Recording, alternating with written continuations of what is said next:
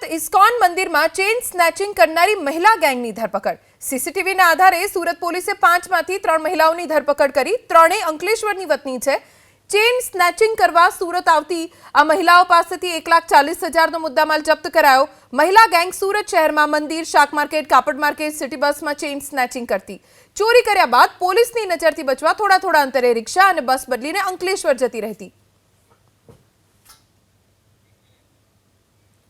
हाल तो पोलीसे आ गैंगने झड़पी लीधी छे ने अत्यार सुधीमां आवी केटली चेन स्नेचिंगनी घटनाओने अंजाम आप्यो छे तेनी तपास अत्यारे पोलीस करी रही छे। आ गैंगमां अन्य केटली महिलाओ छे तेनी पण तपास चालू छे।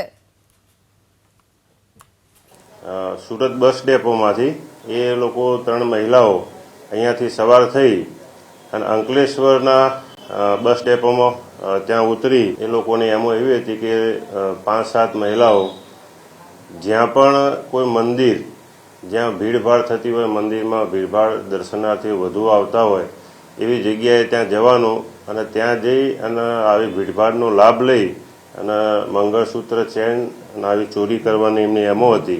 गुनाना कामे अमे आरोपी महिलाओ जोड़ेथी एक मंगलसूत्र,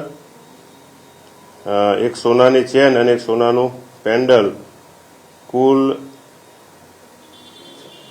36 ग्राम सोनू रिकवर करेल छे अने आ बाबते हजू आगळनी तपास चालू छे।